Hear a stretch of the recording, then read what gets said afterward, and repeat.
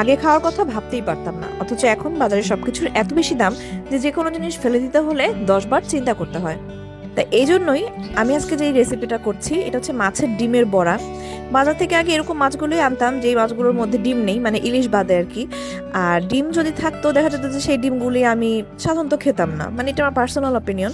কিন্তু এখন সবকিছুর এত বেশি দাম যে যে কোনো মানে এডিবল জিনিস যদি খাওয়া যায় সেটাকে 10 বার চিন্তা করি যে এটাকে কিভাবে খাওয়া যায়। তো আজকে একটা রুই মাছ কিনে এনেছিলাম যেটার ভিতরে মোটামুটি মিডিয়াম সাইজের এই ডিমটা পেয়েছি। তো এই ডিমটা থেকে আজকে আমি বড়া তৈরি করে দেখাচ্ছি।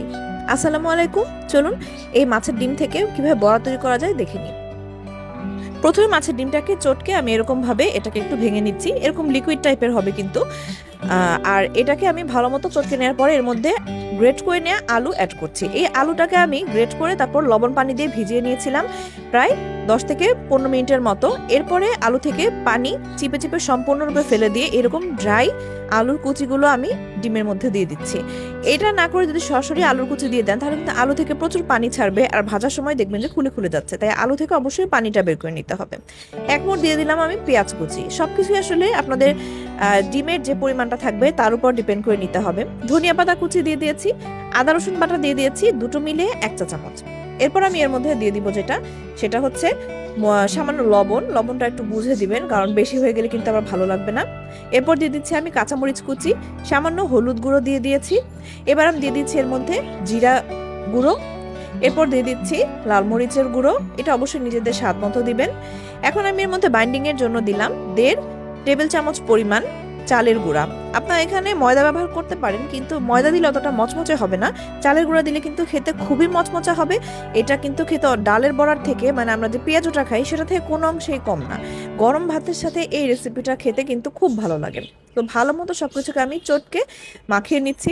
আর একটা খুব মজার জিনিস, যেহেতু আমি ভিডিওটা করছি এরকম একটু রোদের মধ্যে, রোদেই আমার হাতের মধ্যে অলরেডি ডিমগুলো মনে হচ্ছে একটু কুক হয়ে গুঁড়া গুঁড়া হয়ে গিয়েছে। তো যাই হোক, এই জিনিসটা আমার কাছে খুব মজা লাগে দেখতে। এখন এই দারুণ মজার বড়াগুলোকে মচমচে করে ভেজে নেওয়ার পালা। কড়াইতে তেল আমি খুব ভালো মতো গরম করে নিয়েছি, হাই হিটে না কিন্তু মিডিয়াম হিটে রেখেই তেলটাকে অনেকক্ষণ জাল করে নিয়েছি যেন তেলটা বেশ গরম হয়ে যায়। হাই হিটে দিলে কিন্তু তেল খুব বেশি গরম হয়ে যায়, বড়া ছাড়ার সাথে সাথে একটা সাইড পুড়ে যাবে। তো মিডিয়াম হিটে আমি এখন বড়াগুলোকে বেশ অনেকক্ষণ ধরে ভেজে নেব, যতক্ষণ না পর্যন্ত একটা পাশ সম্পূর্ণ মচমচে হয়। এখানে কিন্তু আলু আছে, তাই আপনি যদি ছাড়ার সাথে সাথে উল্টে দিতে চান এটা কিন্তু ভেঙে যাবে বা ঝুরঝুরে হয়ে আলুগুলো তেলের সাথে মিশে যাবে।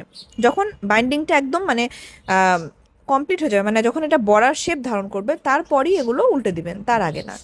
এখন আমি ভালো মতো এগুলোকে এই পাশ ওই পাশ এরকম ব্রাউন কালার করে ভেজে নিব। এটা কিন্তু খুবই মচমচে হবে, যেহেতু আলু আছে, ঝুরি করে কেটে নেওয়া আলু প্লাস চালের গুঁড়া সব মিলিয়ে কিন্তু এটা খুবই ক্রিস্পি হবে।